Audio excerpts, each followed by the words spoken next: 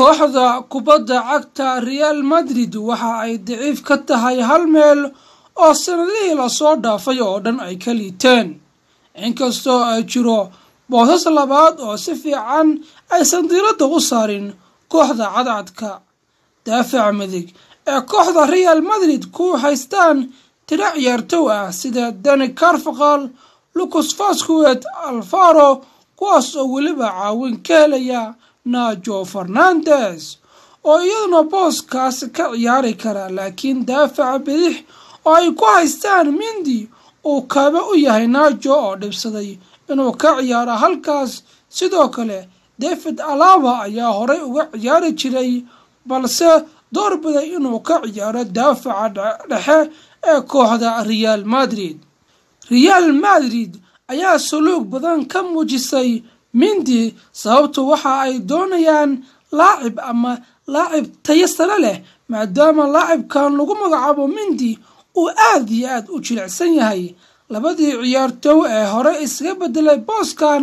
ayay dunidu u aqoonsatay inay ka mid yihiin kuwii ugu fiicnaa abid ee la arko waxayna Marcelo uga horeeyay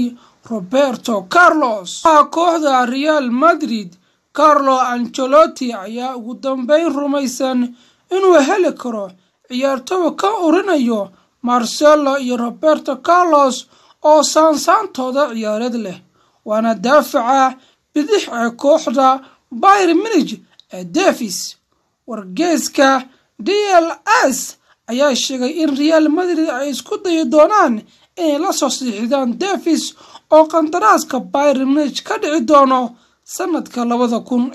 2025 Bayern Munich ayaa la sheegayaa in ay dalban doonaan 100 milyan oo euro suuqa xagaaga sababtuna waa in ay ka baqayaan inuu si xor ah uga tago 2025 haddii kalena uu qiimo dhici doono sanadka 2024 maadaama uu hal xilli ciyaareed oo kali ah ka harsan yahay qandaraaska David oo ah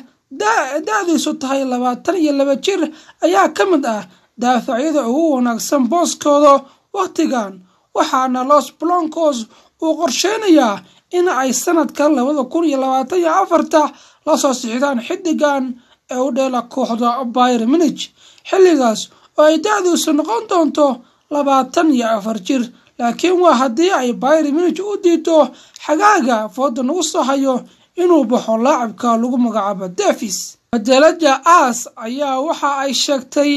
in ugu dambeyntii Real Madrid ku taagan tahay raadkii ay ku heli lahayd badalka Marcelo balse looga baahan yahay dadaal iyo inay huraan lacagta si ay Davies u keenaan Santiago Bernabeu maxay ka dhigan tahay in kooxda Real Madrid ay Bayern Munich kala soo siixdaan xidigan daayarka ah tayada sarena ku leh kooxda ka ciyaarda horyaalka Bundesliga ee Germany maxaa dhici doona haddii khadka dhexe